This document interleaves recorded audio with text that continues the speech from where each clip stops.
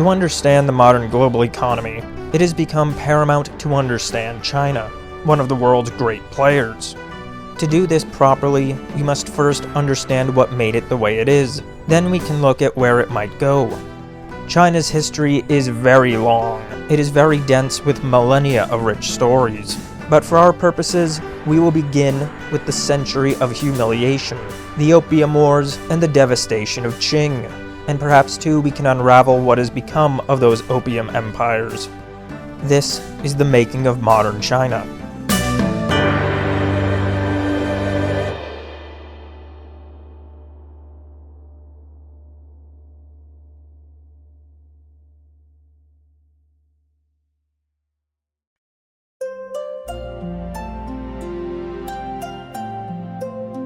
The European empires were rising. Large merchant monopolies were conducting trade across the globe, and wealthy and powerful banking families were beginning to assume the role of the ruling class. Learning from Dutch innovations, Britain was building a mercantile merchant empire, all while challenged by competition, particularly with the Dutch and the Portuguese. The East India Company had become one of the most powerful economic entities on the planet. We begin our story with Qing China, the world's largest economy, and a people who view themselves at the top and center of the world. At the start of the 19th century, China was a vast and powerful civilization, ruled over by a Manchu monarchy, and run by a powerful martial class, and a vast Confucian bureaucracy. This China had been trading with the European empires, yet there was a hesitance to engage too much with the outsiders, while simultaneously there were cultural aversions to merchants, viewing it as an ignoble profession. Status, title, and official rules of the Confucian bureaucracy meant very little to the merchants, however. They were becoming quite rich, particularly as demand for tea was enormous in Europe, and especially in Britain. Tea had become a necessity for Britons. Working men drank it. The wealthier classes socialized around it, and increasingly, it had become such an important contributor to Britain's tax revenue that the government couldn't live without it. Trade with the Europeans was restricted. The Canton system limited trade with the Europeans to one single port, the port of Canton, today's Guangzhou. European merchants were restricted to trade only with approved merchant guilds, the Kohong. Yet despite these limitations, trade was booming. European influence was beginning to seep into China. Beginning in 1807, Protestant missionaries began to enter, with the Bible being translated to Chinese in 1823. The Qing were very weary of this, and sought to limit Western influence. However, on the part of the European empires, they wanted to increase their interactions and trade with the Chinese. They would begin applying pressure to the Chinese in order to get them to open up more, to expand the level of trade which they would accept. All the same, restrictions or not, the tea trade was enormous, yet it left Britain in a predicament. Within its mercantile system, the nation aimed to accumulate and maintain as much silver as it could. Outflows of precious metals were thought to be destructive to the empire, and so the merchants sought to trade as many of their goods for Chinese goods as possible, limiting the amount of precious metal which they would have to exchange. However, demand in China was much lower than what they needed in order to satisfy the domestic demand for tea, and Britain began to see a trade deficit, a worsening one. Silver was leaving Britain, and it was making its way to China. Britain knew that it needed to find a good that there would be high demand for in China. Originally introduced to the Chinese by the Portuguese via Macau, there had been an opium market in China for centuries. The market for opium was robust, yet ultimately not enormous. In 1710, the East India Company was shipping 200 chests of opium to China each year, and that number would rise to 1,000 chests by 1767. As the market for opium had risen, the Qing had recognized its dangers, imposing a ban in 1729. However, this ultimately did not work, and by 1790, the East India Company was shipping around 4,000 chests. This was a clear contender to be the good that would allow Britain to maintain a trade surplus with the Chinese. The 7 Years' War in the mid-18th century had weakened the French and Spanish empires in Asia, and throughout the latter years of the 18th century, Britain had begun to outcompete the Dutch in the region. Britain had become the dominant trade empire by the time the 19th century began, and with its mercantile needs clear, and a good which created its own demand in such an incredible manner, the dawn of the 19th century would see a burst in the market for opium. Britain had found its business.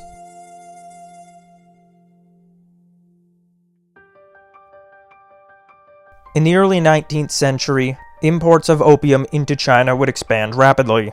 By 1838, British merchants would import 40,000 chests of opium each year. The East India Company had lost its monopoly in the trade in 1833. However, this proved to be not very disruptive, as private merchants would enter and fill in the gaps. The British government needed this opium trade. It needed it if it wanted to keep its silver from flooding out. Yet it was faced with a problem, as the trade of opium was illegal in China. They needed some plausible deniability. Britain would grow opium in India, and its production effort was enormous, with British India forcing farmers to plow over their fields and to grow opium, a decision which would lead to famines. Via Calcutta merchant halls, large quantities of opium were auctioned off. There they would be acquired by private merchants, who would sail them to China, and sell to a market which had enormous demand for opium. A crisis was emerging in China, with over 10 million of its population addicted to opium. China's population at the time was only around 300 million. Towns were being hollowed out. Government functions were stalling. The economy was entering a crisis. Contemporaneous reports describe entire villages where the men had simply ceased to work. In 1839, the Daoguang Emperor would crack down on the opium trade. He would send Lin Zexu, a man highly noted for his integrity, to carry out a large and swift crackdown on the opium trade. In 1839, he would enter Canton, seizing over 20,000 chests of opium. Thousands of Chinese opium dealers would be arrested, and tens of thousands of addicts would be rounded up and forced to get off of opium. Turning his attention to the heart of the beast, Lin Zexu would come face to face with the opium merchants from Britain. He would offer them an ultimatum, forcing them to sign an agreement to never sell opium into China again. Bringing in his men and barricading the city, he would shut down trade in Canton. Ultimately, the British superintendent in Canton would realize that he had been defeated, ceding 20,000 chests of opium to Lin Zexu. The chests would be burnt, and it appeared as though China had defeated the British opium scourge. Lin Zexu would write a letter to Queen Victoria, assuming that she simply did not know what was happening in the Chinese ports. He would inform her of the scale of the trade and its devastation, appealing on the grounds that it was just so destructive that she must not know what was happening. For after all, opium was quite regulated in Britain, so why would they be shoveling it into another land? The letter was never answered, and it was never known if it was even seen. By this time, however, the personal sentiments of the Queen were quite irrelevant. Britain needed that tea tax, and it needed its silver. One of the most prominent merchants, William Jardine, would begin lobbying Foreign Secretary Lord Palmerston. He would argue that China had insulted Britain, had insulted the crown. He would point out just how important the opium trade had become. Jardine, now joined with other opium merchants and City of London financiers, would paint a picture of a very weak China, using primitive technology. The argument put forth would be that Britain could destroy them easily, and more than that Britain must destroy them. Britain must force them to continue the opium trade. And so it would be decided. Britain would go to war to defend the opium merchants, and to enforce the trade. The First Opium War would rage from 1839 to 1842. The strategy was something that China simply could not counter, for while China had a vast and powerful fleet, the modern technologies of the British Royal Navy simply could not be matched. Britain would sail up the rivers, destroying key forts along the way. They would establish blockades, seize key ports, and ultimately choke Beijing, bringing the city dangerously close to starvation. They tactically destroyed China and choked them out. And in 1842, China would surrender. Britain would impose enormous indemnities and force China to open ports. Yet more than that, they would force the Chinese to legalize the opium trade. The drug smugglers had just become a legitimate business backed by the military force of the largest navy on the planet.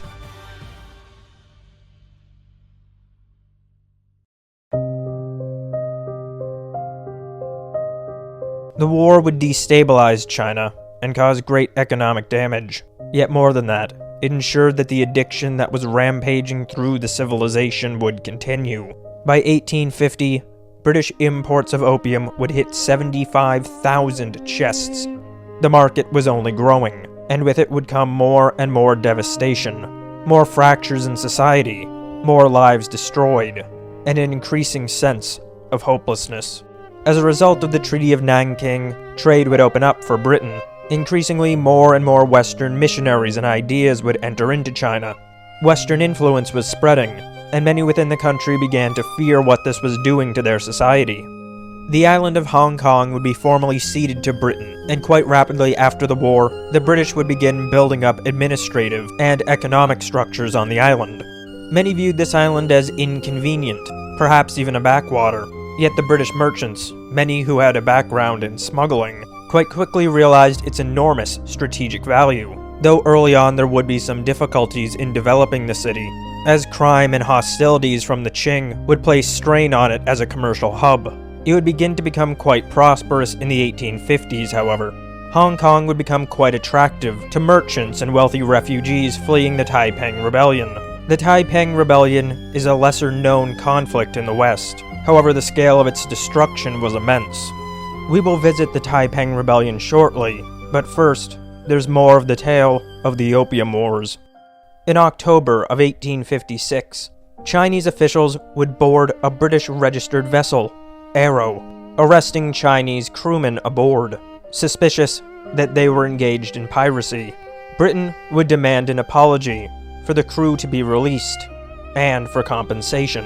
The Chinese would give some concessions, but would not acquiesce to all of these demands. Tensions would once again begin to rise between Britain and China. On October 23rd, British forces would begin to shell Canton. Fighting would begin between British and Chinese troops. British factories would be ordered destroyed, and trade between Britain and China would be suspended. Britain would continue to fight with the Chinese in Canton, bombarding it and partially occupying it. At this point, the conflict had not escalated to a full war. Britain was limited, as they were dealing with a rebellion in India at the time. In 1857, France had many of the same desires with respect to China. They wanted more trade. They wanted China fully open to them. France sought to ally with Britain in this endeavor. They would use the pretext of a French missionary who had been killed by Chinese. They would join with Britain, and it came to look quite evident that a new war was beginning.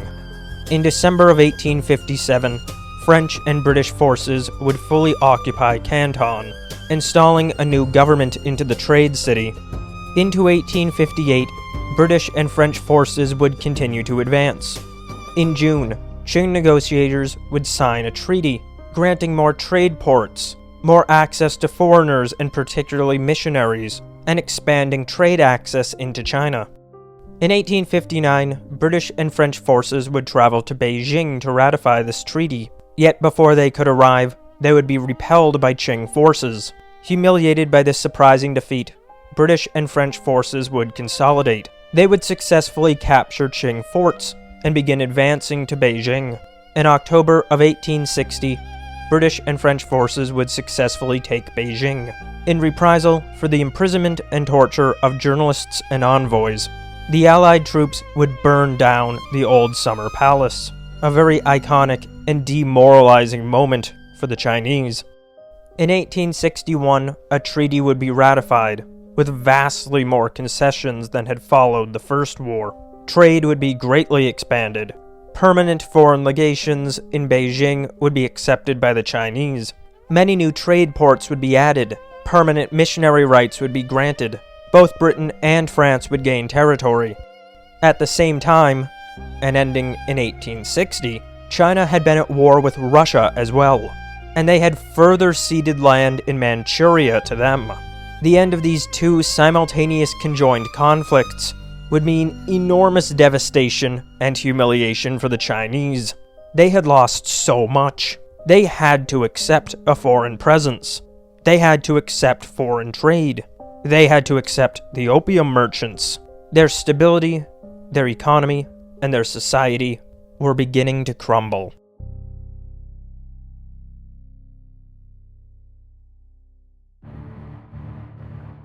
Following waves of missionaries from the West, Christianity would begin to assert itself in China in the early 19th century. Christian movements were beginning to form, many of them quite novel, with their own unique character, uniquely Chinese movements. This was causing social strain, as the underlying culture and beliefs of the civilization was beginning to be pulled in different directions.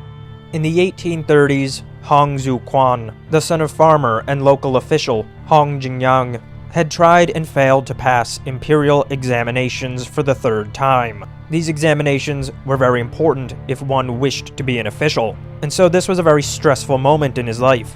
He began to have a nervous breakdown. However, during these periods, he began to see visions. He would see celestial beings, and be given messages that the great Chinese figures of Confucius and Buddha had led the Chinese people astray. He would become a fanatic iconoclast, smashing up statues and becoming more and more obsessed with his visions. His family was extremely concerned. He was clearly in distress. He was non-responsive quite often, and he appeared to be simply losing his mind. In 1842, he would begin to study under a Christian missionary, an American Southern Baptist, Reverend Roberts, and there, finally he seemed to get some answers of what his visions may have meant. He would convert to become a Protestant, and he would assert the claim that he was the younger brother of Jesus. He would travel to Guangdong and Guangxi, preaching Protestantism to mostly poor farmers, and he and his cousin would form the God-worshipping Society. The movement would gain traction. At this point in the 1840s, over the prior century, the population of China had doubled. Opium addiction was widespread. There was substantial economic damage. People were feeling more and more economically unstable, all while there was a growing pessimism and a fear. Qing China had just gone from feeling as though they were the most powerful and great civilization in the world to seeing themselves suffer a brutal defeat. There was growing political instability, a situation exacerbated by the ruling Qing Dynasty being Manchus and a distinct people. All while conditions were worsening and tensions were running higher, Chinese peasants began to face higher rents and higher taxes. This was the perfect environment for dissident movements like the God Worshippers to begin gaining traction. Secret societies and martial organizations would begin to form, particularly amongst the peasants. Local nobility were beginning to be ignored, and more, the ruling Qing Dynasty was being questioned fundamentally. The God-worshipping society would blend new Christian Western beliefs with traditional Chinese ideas. They would point to what China was, point to the Chinese ethnos, and point out that this structure that now ruled over them was alien. It was unfit. The God-worshipping society would functionally create a new religion for China, offering them a blend of Confucian, Taoist, folk, and Christian beliefs, with a quite prominent millenarian component. This would become known as Taiping Christianity. The Qing knew that they would have to respond. In December of 1850, Qing forces would attack the God-worshipping society in Jintian village, Guangxi. A battle would ensue, and in January, a 10,000-man-strong rebel army would drive out Qing forces in the village, and on the 11th of January, Hong Zuquan would declare himself to be the Heavenly King. He had now fully asserted himself as a rebel leader, a religious leader, and perhaps the rightful ruler of China. He would declare a new China, the Taiping Heavenly Kingdom, asserting that this new Chinese Taiping Christianity was the rightful religion for the Chinese people. Taiping forces would begin to move, traveling north from Hunan and Hubei. They were very successful, able to successfully capture defended positions and villages as they made their advance north. Their message of the Taiping Heavenly Kingdom and of China's new Taiping Christianity a new way of living for the badly degraded Chinese peasantry, would resonate very effectively, as when the impoverished and bleak would see this army with a new way of life for offer, they would rally around Hong's cause. By 1852, the Taiping army had hundreds of thousands of fighters. This had gone from a local revolt to an all-out civil war. This was a real threat to the Qing. In March of 1853, the Taiping army would capture Nanjing. They would rename it to Tianjing, proclaiming it to be the heavenly capital of the Heavenly Kingdom. The army would be brutal, as much of the political belief system within Taiping Christianity revolved around the alienness of the Manchus. The Taiping army began a campaign of eliminating them. The Manchus in Tianjing would be slaughtered, swiftly killing the men to make sure that they would not pose a resistance, and rounding up the women to burn them all alive. From here, their war would continue. However, internally, there was trouble forming. In 1851, Hong had declared his closest followers to be his kings, appointing each of them to rule over different provinces of the Heavenly Kingdom. The Eastern King, Yang Zuqing, was the commander of the Taiping armies, and following the deaths of two of the other kings, he consolidated power to a great degree, and he himself came to believe that he should have a position commensurate with Hong. As he accumulated power, he would become increasingly brutal to other leaders, all while elevating and aggrandizing himself. His relationships with the other leaders, therefore, ended up becoming quite bad. He would go to Hong, claiming that he had been possessed by the Holy Father, claiming that he too was a prophet, and he would request that he be given the title of 10,000 years, placing himself at the same level as Hong himself. Hong would agree, although at this point this was more placating him while he tried to figure out how to deal with him. He secretly planned to have Yang killed. Yang would dispatch 3 top generals to different provinces: Wei Changhui, Shi Dekai, and Qin Rigang. Hong would view this action as treasonous, and send to have the generals return. Wei and Qin would return, and in agreement with Hong, they would storm Yang's palace, killing him, his family, and his followers. It went past what they were planning to do. It had become extremely brutal. This wasn't simply the purge of one leader. This was a purge of an entire faction of the Taiping. They had not fully solved the problem, however, as there were still 6,000 more of Yang's followers in Tianjing. Hong, Wei, and Qin would plan a trap. Hong would pretend to arrest Wei and Qin, proclaiming that he would be having them beaten for their brutality against Yang's followers. Many of Yang's followers who remained would come to watch the punishment. They would make a display, making it appear as though they were indeed carrying out the punishment. However, when enough of the followers had been lured in, Hong, Wei, and Qin would trap them and have them all killed. For months thereafter, they would finish, rounding up and killing the remaining followers of Yang. The remaining of the 3 generals, Shi, would at this point make it to Tianjing. He would blame Wei for the extreme brutality. As a result, Wei would declare that Shi was a traitor and threaten that he would be killed next. Shi would leave Tianjing. However, that same night, Wei and Qin would storm his house and kill his family and his men. Learning of this, Shi would build an army, planning an attack against Wei and Qin. Wei and Qin would make plans to counter Shi's attack, and as well they would begin a plan to imprison Hong. Hong would figure this out and successfully outfox their plan. His guards would kill Wei, and not long after, he would lure Qin and have him killed too. Things were getting really bad for the Taiping. This brutal internal power struggle destroyed their momentum, and at the same time their supplies were beginning to run thin. Optimism had faded. The conflict would continue into the 1860s, and though the Taiping would hold on, the Qing would begin to make successful counterattacks. They would as well gain the support of British and French forces. American Frederick Townsend Ward and British Charles George Gordon would lend support to the Qing, who in this conflict would begin to adopt more Western strategies and tactics. They would besiege Tianjing in 1862, although they would be initially repulsed. However, by 1864, The Qing had regained most of their territory. That year, as supplies had been so badly degraded, Hong would die from food poisoning. He would be succeeded by his son. However, his son was much less experienced and much worse at it. And ultimately, in July of 1864, Qing forces would make their way into Tianjin, or back to being Nanjing again. This battle, the Third Battle of Nanjing, would consist of brutal and protracted street-by-street fighting. The Taiping were dedicated, and they fought ferociously. However, the younger Hong would escape, yet he would quite quickly be captured and killed. Remnants of Taiping forces would continue fighting in the north. However, it began to look quite clear that the movement had ended.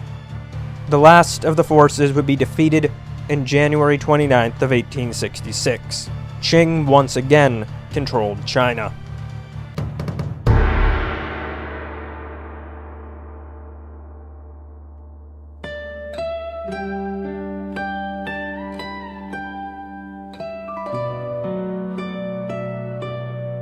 What was it that the Qing were ruling over at this point? There was enormous cultural destruction. The great celestial empire had nearly just fallen to a foreign religion. Their economy was being destroyed. Discontent was staggering.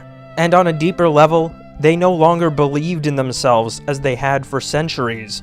All the while, opium addiction grew. At the peak of the opium trade in the late 19th century, China would be importing 100,000 chests of opium each year. This would fund around 14% of British India's budget. The Taiping Rebellion had worsened the economic state of China and exacerbated the rates of addiction. In the 1880s, another conflict with the French would further weaken the nation. So thoroughly devastated, and with their sense of themselves shattered, interest in modernization would grow. Many of the Chinese leadership and nobility would set their sights on economic modernization and industrialization. However, there would be a quite steep divide, with many of the old Confucian nobility wanting to double down on the old ways. China was being pulled in two different directions. One saw the devastation that had come from the outside. They wanted to return to how things were.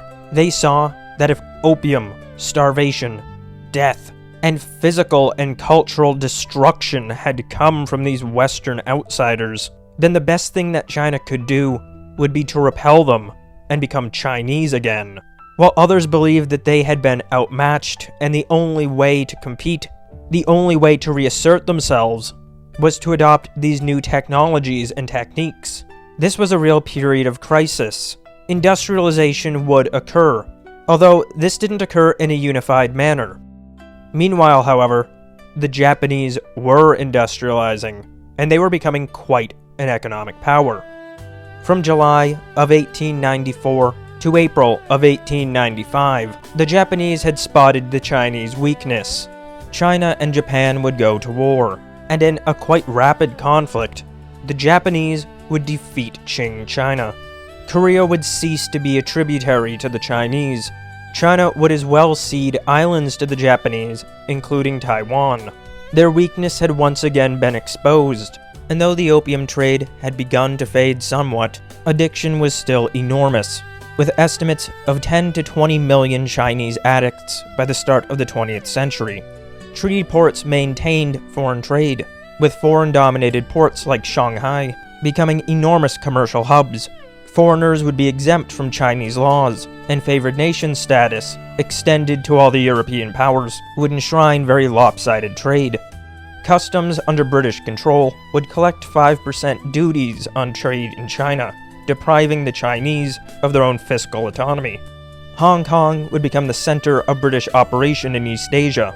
Hong Kong would operate as a free port, with no tariffs, low taxes, and large and powerful British and Chinese networks would begin to coalesce around the port. And all while this trade was so lopsided, China would run a persistent trade deficit, and more it would become dependent on foreign loans. British finance had begun to bleed China, taking it for itself. As the 1890s began to draw to a close, the Chinese world had changed so much in only one century. They had gone from feeling themselves to be the greatest, most prosperous, and most impressive civilization at the top and center of the entire world.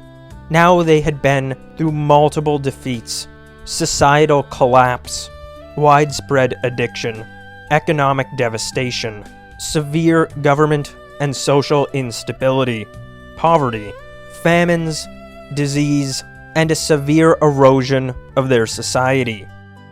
Maybe worse than all the destruction was that their sense of themselves had been lost. They didn't even quite know what it meant to be Chinese anymore.